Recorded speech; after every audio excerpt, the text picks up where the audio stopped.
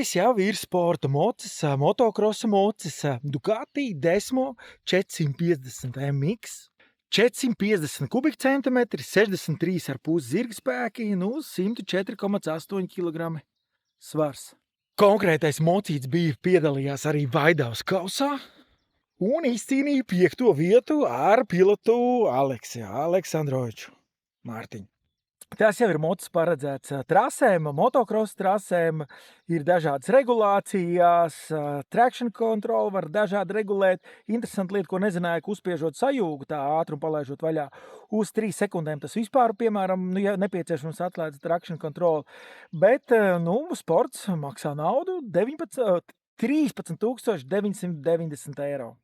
Šitas sanāk jau tāds nopietni pieskaņots, reālām sacensībām. Ir arī dārgāks Factory Edition. Un ar šitādām riepiņām ir pat bīstami braukt pa asfaltu. Nevajag tā darīt.